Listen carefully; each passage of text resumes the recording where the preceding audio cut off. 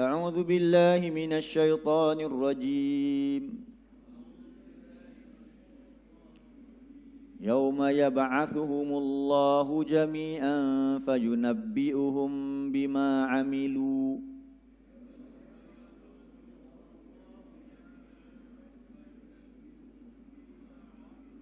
أحصاه الله ونسوه والله على كل شيء شهيد. Jadi pada hari apa? Pada hari Allah membangkitkan mereka kesemuanya, iaitu Yauman Saqila tadi, iaitu Tamatul Kubra tadi tu. Fayunabbi'uhum bima amilu, maka ia akan diberitakan, ia akan memberitahu kepada mereka terhadap apa sahaja yang mereka kerjakan. Ahsahullah, semuanya dihitung oleh Allah, dikira. Yang tadi itu saghiratan atau kabiratan. Dalam keadaan macam mana? Nasuhu, manusia yang melakukan dosa tadi, mereka sendiri telah lupa akannya. Jadi bayangkan, tak ingat, tahu-tahu penuh dosa yang dilakukan. Na'udzubillah. Sebab tu kita kena, Nabi kata apa dia, orang yang beriman ini, bagaimana dia melihat satu-satu dosa? Dia melihat satu-satu dosa itu seperti gunung yang hendak menghempap diri dia. Adapun orang yang ingkar, orang yang derhaka kepada Allah, dia melihat dosa itu seperti lalat yang hinggap di hidungnya. Macam mana dia buat bila lalat hinggap kat hidung? Biasa, tak ada apa-apa. Tapi bayangkan kalau batu besar nak tergolek atas kita, tengah jam-jam tu, na'udzubillah, kat Cameron ke kan, kadang-kadang kejadian apa, landslide ke apa ke, tu baru landslide. Belum lagi kalau gunung yang hempap, macam mana kita buat? Mesti lari ketakutan. Begitulah perumpamaan yang Nabi buat tentang orang yang beriman melihat dosa mereka. Dosa baik dosa kecil atau dosa besar, tak ada istilah ni dosa kecil ke dosa besar. Semua dosa di sisi Allah yang akan mengakibatkan keburukan di akhirat, sebab semuanya tercatat dalam buku mereka nanti. Wallahu ala kulli syai'in syahid. Sebab apa tercatat semuanya? Sebab yang menyaksikan itu Allah. Allah yang melihat sehingga di dalam dada kita. Allah yang melihat sehingga yang ada di dalam gunung, dalam batu yang besar ada biji sawi. Dalam batu tu pun Allah tahu apa yang ada. Setiap daun yang jatuh, baik yang kering, yang basah, semua Allah tahu sekarang ni berapa jumlah daun yang jatuh sekarang ni. Sekali angin tiup sikit, berapa daun yang gugur, di sisi Allah semua pengetahuannya. Jadi bagaimana tentang dosa kita? Mudah bagi Allah. Jadi pada hari tersebut, dah tidak ada manfaat lagi, dah rasa takut. Tengok surah 90 ayat 23. Surah 89. Ayat 23. Jadi ketika itu neraka pula akan dibawa.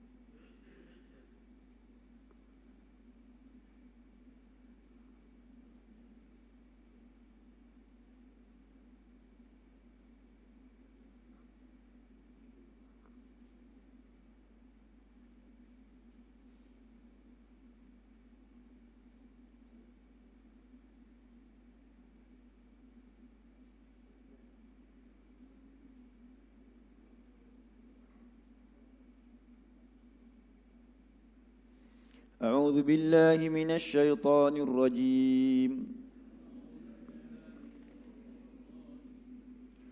Waji'a yawma idzin bi jahannam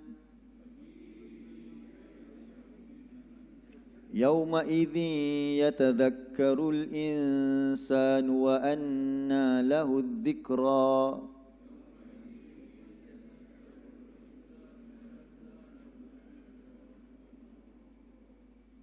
Dan pada hari itu Ji'a yauma idzin, pada hari itu didatangkan neraka Jahannam.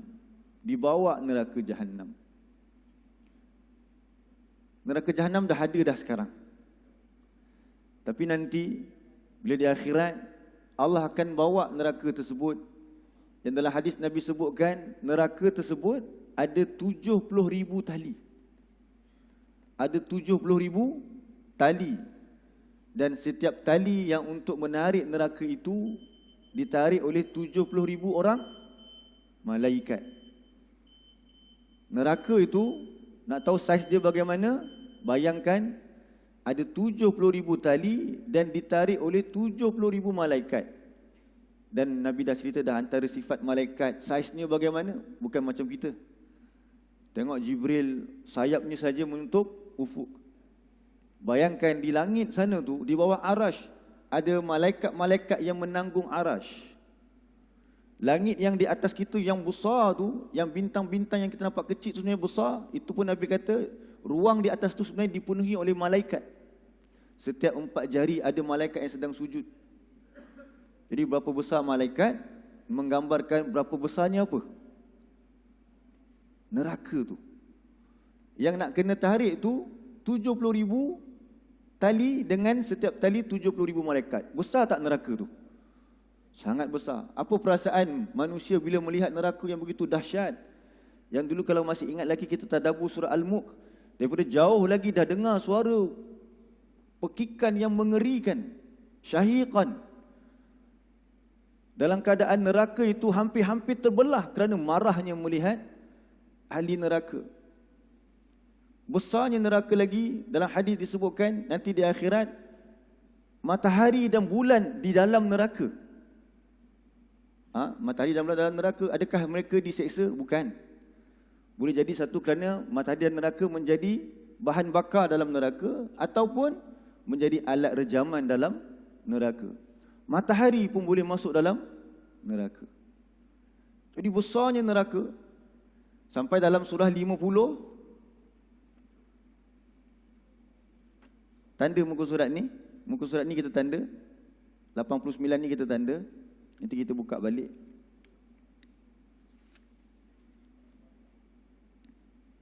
Ayat 30.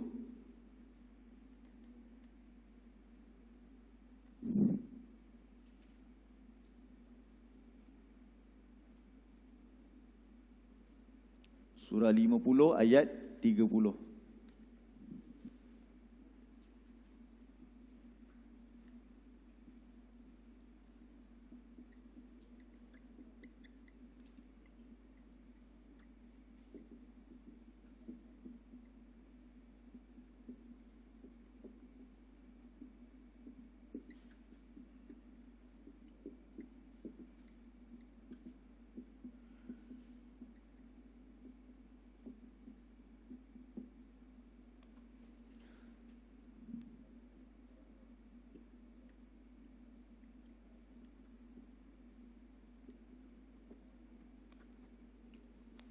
A'udzu billahi minasy syaithanir rajim. Yauma naqulu li jahannama hal imtala'ti wa taqulu hal mim mazid.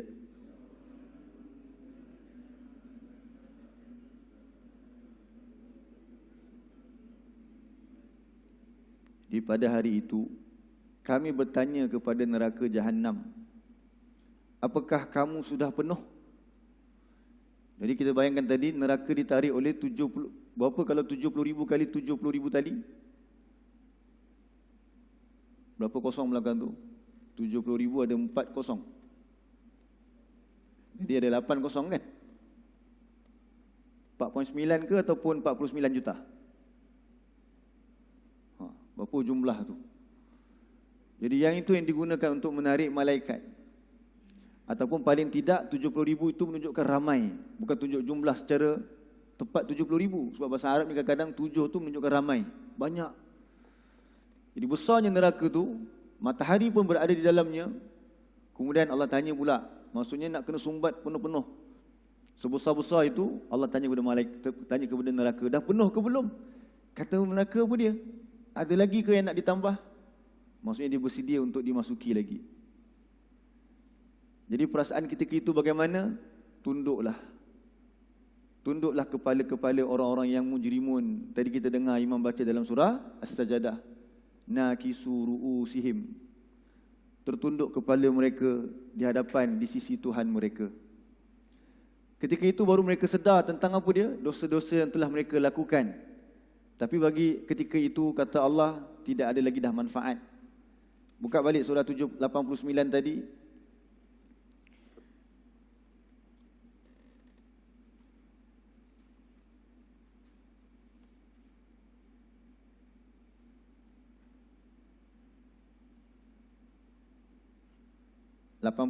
Ayat 23 tadi surah Al-Fajr.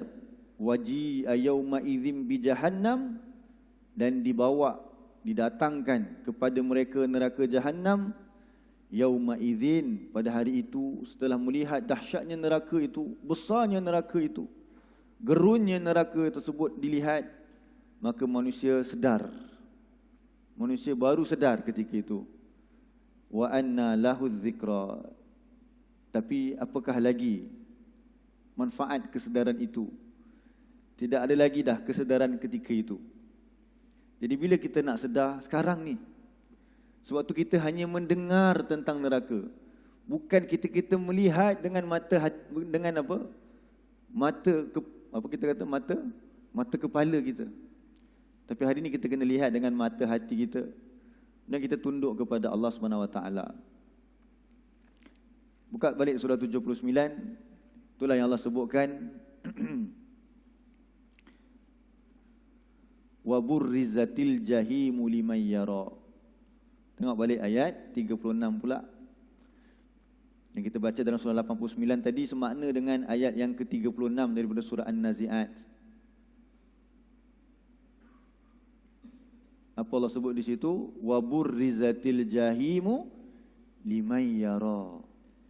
Dan diperlihatkan neraka jahim yang membakar itu liman yara, bagi tiap-tiap orang yang melihat. Siapa saja yang melihat, dia akan melihat. Jadi apa yang berlaku ketika hari tersebut? Bila Allah datangkan malapetaka yang besar, manusia melihat catatan amalannya, semua perkara dicatat dalam bukunya, diperlihatkan neraka Jahannam. Jadi seolah-olah macam habislah kita semua. Tapi di situ ada dua golongan. Ada yang Allah selamatkan, ada yang Allah biarkan dibinasa nanti. Siapa yang akan dibinasakan dalam neraka? Kita baca ayat 37. Fa amma man tagha wa athara al-hayata ad-dunya fa innal jahima hiyal ma'wa. Jadi bila berlakunya hari Tamatul Kubra, maka ketika itu ada pun orang-orang yang tagha. Tagha tu yang melampaui batas, yang sombong, yang macam kita belajar dulu. Contohnya siapa yang Allah kata tagha? Fir'aun pada surah An-Nazi'at ni. Tengok balik ayat 17 atas tu. Idhhab ila fir'auna innahu tagha. Pergilah engkau kepada Fir'aun. Ketika itu kita bercerita tentang kisah Nabi Musa kan. Allah kata kepada Nabi Musa, pergilah engkau bertemu dengan Fir'aun, bapa angkat Nabi Musa tu, raja tu. Fa innahu tagha. Sesungguhnya dia melampaui batas. Apa sebab manusia melampaui batas? Sebab manusia melampaui batas adalah merasakan dirinya serba cukup. Dia merasakan dirinya serba cukup. Apa maksud serba cukup? Apa yang dia ada dekat dunia ni adalah segala-gala bagi dia. Wa atharal hayatad dunya. Dan dia mengutamakan kehidupan dunia. Bagi dia kehidupan dunia lah yang segala-galanya. Dia ada kuasa, dia ada orang-orang yang mengikutnya. Sama macam Allah sebut dalam surah Al-Alaq. Surah yang ke-96. Ayat yang ke-6 dan 7.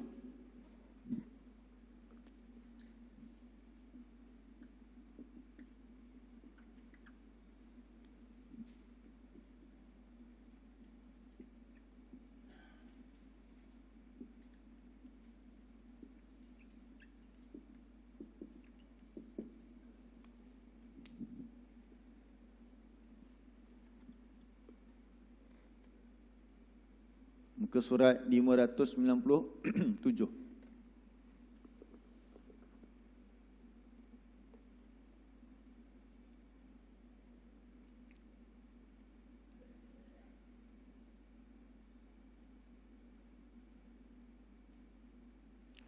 A'udzu billahi minasy syaithanir rajim.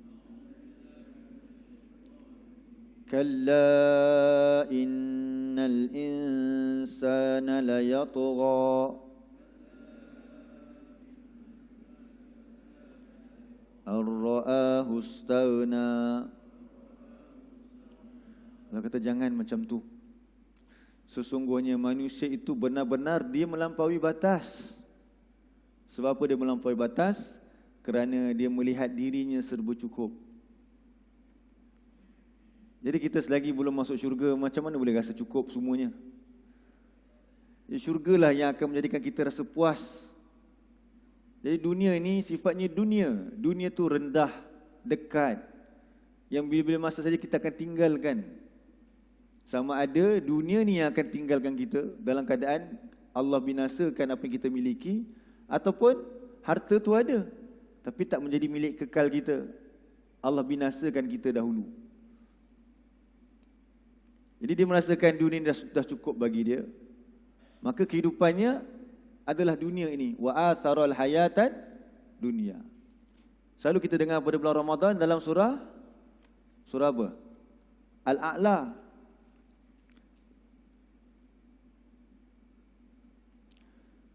Tengok ayat 16, surah 87 ayat 16.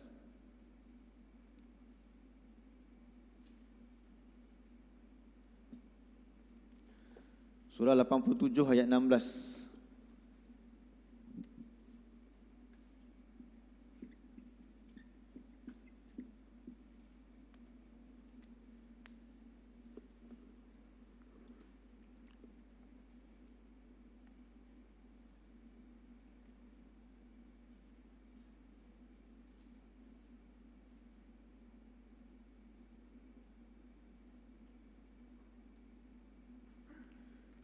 Muka surat 592. Tapi ini mungkin berbeza muka surat. Sebab Al-A'la ni dia dua muka surat.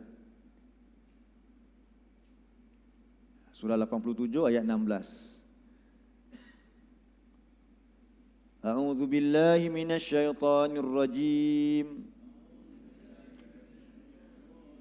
Bal tu'thirunal hayatad dunya. Bahkan kamu ni lebih mengutamakan kehidupan dunia. Wal akhiratu khairun wa abqa. Sedangkan akhirat itu lebih baik dan lebih kekal. Jadi bagi orang yang melampaui batas ini, kenapa dia melampaui batas? Sebab dia meninggalkan tentang yauman saqilan itu. Hari yang dahsyat. Dia rasa dengan kehidupan dunia ini dia dah terjamin. Dengan kemewahan yang dia ada, dengan kedudukan yang dia ada, dengan anak-anak dia yang mungkin berjaya, dengan pencapaian-pencapaian dia, pangkat-pangkatnya, dia dah rasa itu terjamin, menjamin masa depan. Tengok dalam surah 10 ayat 7.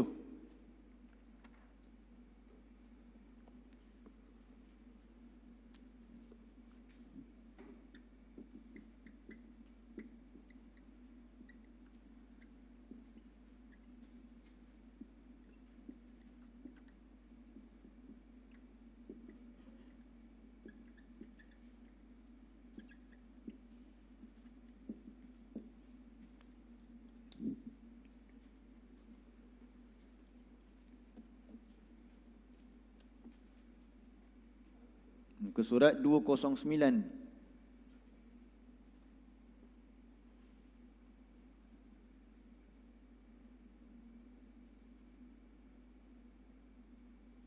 Muka surat 209.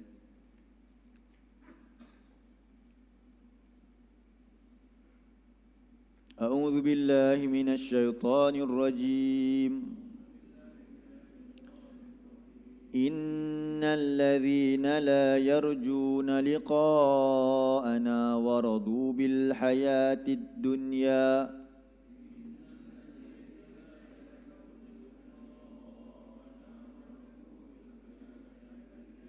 watma'annu biha walladzina hum an ayatina ghafilun.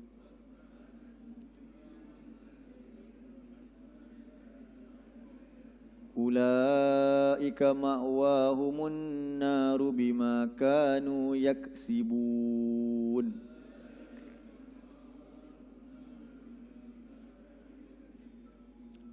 Sesungguhnya orang-orang yang dia tidak mengharapkan pertemuan dengan kami dan waradu bil hayatid dunya, dia berasa senang dengan kehidupan dunia ini, dan watma'annu biha, dia rasa terjamin dengan kejayaan yang dia perolehi di dunia ini. Jadi kalau orang tu hidupnya memikirkan dunia, amalan dia, kerja dia cari menghala ke dunia sahaja. Tapi Allah kehendaki daripada nikmat yang Allah berikan ini bukan untuk kita menyimpan, berbangga-bangga dengannya. Tapi Allah suruh kita belanjakan, wa mimma razaqnahum yunfikun. Itu je tugas kita sebenarnya. Tapi telah dijadikan kita, diasuh kita ini, diasak kiri dan kanan supaya menjadi orang yang materialism. Nampak kebendaan itulah faktor kejayaan. Memiliki itulah faktor kejayaan. Bukan memberi, tetapi menyimpan. Sebab mereka lalai terhadap Al-Quran. Walladzina hum an ayatina ghafilun. Dan orang-orang yang mereka itu terhadap ayat-ayat kami adalah orang-orang yang lalai. Sebab Al-Quran je nak cerita sebaliknya. Al-Quran yang mengajar kita untuk korbankan dunia ini. Bukan suruh tinggalkan. Bekerja dekat dunia ini tetapi digunakan untuk peroleh akhirat. Jadi Allah kata mereka ini yang hidupnya untuk kehidupan dunia, yang rasa terjamin dengan dunia, dengan pencapaiannya, ulaika ma'wahumun nar. Mereka itu ma'wahum, tempat yang menyelamatkan mereka di akhirat nanti adalah neraka. Bima kanu yaksibun, disebabkan apa yang dulu mereka lakukan. Jadi buka balik surah 79.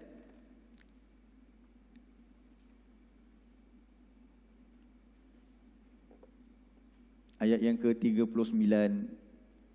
Serupa dengan tadi kita baca pada surah 10 ayat 8. Fa innal jahima hiyal ma'wa.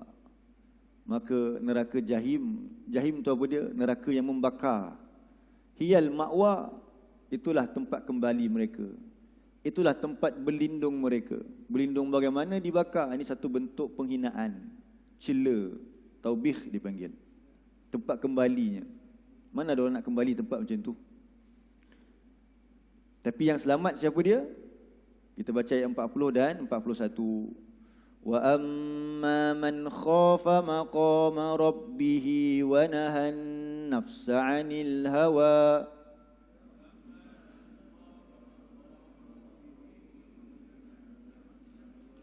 fa innal jannata hiyal ma'wa. Jadi tengok berapa kali kita jumpa perkataan takut ni dalam surah An-Nazi'at. Yang Allah kata dah, siapa orang yang selamat dekat sana, dan ada pun orang yang takut. Tadi siapa dia? Fa'amman tagha. Tagha tu sifat dia macam mana? Dia tu'thirunal hayatad dunya. Khafa pula, orang yang takut pula, dah tentu mafhum mukhalafah dia yang di sebaliknya. Iaitu dia memikirkan tentang akhirat dalam kehidupan dia. Sebab tu dia kata apa dia? Orang yang takut itu, mereka takutkan kedudukan Tuhan mereka. Mereka tahu di akhirat nanti mereka akan dihadapkan kepada Allah. Di dunia mereka tak nampak. Jadi mereka bersedia daripada sekarang. Dan mereka tidak mementingkan hawa nafsu mereka. Wa nahan nafsa 'anil hawa. Dan mereka menahan nafsu mereka daripada hawa nafsu. Hawa, keinginan-keinginan dunia ini. Maka kata Allah, fa innal jannata hiyal ma'wa. Maka sesungguhnya syurgalah apa dia? Al-ma'wa, tempat kembali mereka. Jadi nak masuk syurga ni, dia punya faktor dia apa dia? Khauf. khasyah, takut. Dan takut tidak akan dapat, macam minggu lepas kita sebutkan, melainkan dengan ilmu. Dan ilmu yang membawa kita bertakut kepada Allah, Al-Quran ini. Jadi kita rebutlah 10 yang terawal ini untuk kita lipat gandakan dekat Al-Quran. Kalau kita kata bulan Ramadan hari itu banyak juga aku terlepas peluang, Allah tu maha baik. Allah bagi peluang juga. Sehingga kan kira-kira apa dia, kalau dalam bulan Ramadan dulu ada malam yang lebih baik daripada 1000 bulan, iaitu malam Al-Qadar. Yang mana turunnya surah Al-Qadar itu kerana Nabi ceritakan kepada mereka tentang ada seorang lelaki Bani Israel yang dia berjihad selama 80 tahun. Kalau begitu macam mana nak masuk syurga kita ni? Dia berjihad saja 80 tahun. Turun surah Al-Qadar membahagikan kita, siapa yang beribadat pada malam Al-Qadar, dia lebih baik daripada 1000 bulan, lebih baik daripada 83 tahun tadi. Dan bagi peluang lagi pula, apa dia? 10 hari yang terawal bulan Zulhijjah ini, amalan-amalannya lebih baik daripada orang yang berjihad di jalan Allah. Kecuali orang tu kalau dia berjihad, dia membawa dirinya dan hartanya dan dia tak balik-balik lagi dah. Yang itu je tak boleh challenge. Sebab dia meletakkan dirinya di jalan Allah selama-lamanya. Dan kita pun tahu macam mana kehidupan kita, maka rebut 10 yang terawal ini dalam keadaan kita imanan wahtisaban. Iman, kita percaya bahawa kita nakkan pahala dan kita harapkan keampunan, dan Allah, hari yang paling banyak Allah mengampunkan dan menyelamatkan manusia dari neraka ialah pada hari Arafah nanti. Mudah-mudahan kita termasuk di kalangan orang-orang yang Allah senaraikan terselamat daripada neraka Allah, dan bahagia, kita menjadi orang-orang yang bahagia di akhirat. Barakallahu fikum. InsyaAllah kita sambung sikit lagi bahagian yang terakhir surah An-Nazi'at ini pada kuliah yang seterusnya. Minggu depan ada ke kuliah? Ada. Jumaat, Raya, Ahad, tak ada masalah lagi. Okay, InsyaAllah kita ada bahagian terakhir minggu depan.